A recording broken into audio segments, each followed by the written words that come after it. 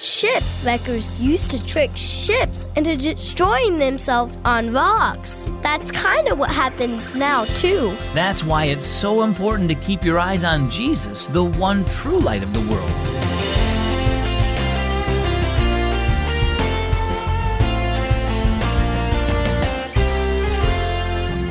Guess what?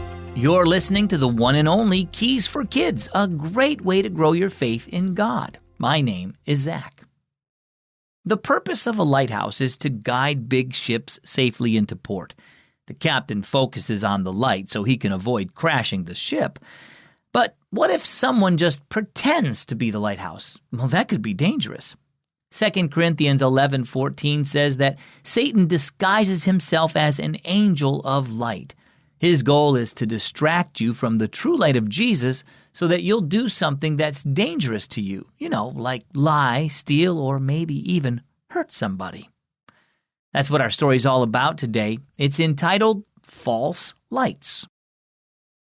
During their vacation by the sea, Lena and her family visited an old lighthouse in the area. "What does a lighthouse do, Daddy?" asked Lena's little sister, Arianna. "It shines light far and wide so ships out at sea are guided to a safe place to dock," Dad told her. "Yes, but do you know what some people used to do long ago?" Mom pointed out toward the sea. "Can you see those rocks way over there? Well, sometimes men called wreckers would light their lamps and swing them over there near those rocks. The ship's captains would think that was a safe harbor, and they'd end up on the rocks." "That's horrible," said Lena. "Why would anyone do that?" "Well, after the ships crashed into the rocks, the wreckers would steal the cargo," said Mom. "Ships often carried gold in those days." "I'm glad there are no wreckers now," said Arianna. Lena nodded. She shuddered as she studied the sharp, cruel-looking rocks. "Actually, we still need to watch out for wreckers," said Dad. "But I don't mean the shipwrecking kind. Satan is a wrecker, a master wrecker. He makes evil things look attractive and appealing, so we're tempted to go after them." "Like what?" asked Lena. "Well, how about greed?" said Dad. "While it's not wrong to be rich, in fact, the Bible says everything we have is a gift from God. Satan wants us to love money more than we love God. He wants us to be willing to do anything to get what we want, even if it means hurting others, so he may try to make having lots of money look really good to us. We need to remember that it's Jesus who satisfies our souls, not anything we own." Mom nodded.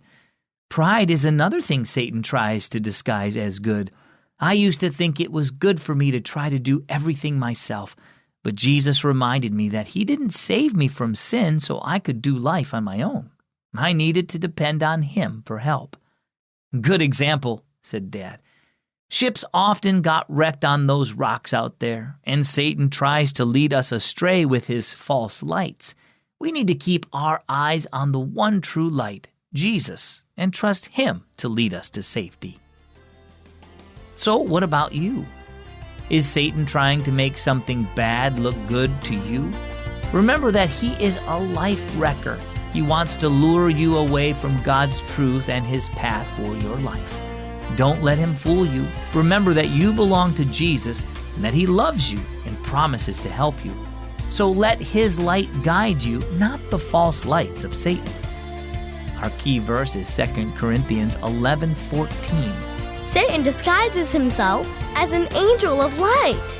And our key thought today: don't listen to Satan. If Keys for Kids is helping you grow closer to God now, what will you do as a teenager? Try reading our Unlocked Teen Devotional. Sign up for a free subscription at unlocked.org/subscribe. I'm Zach with Keys for Kids.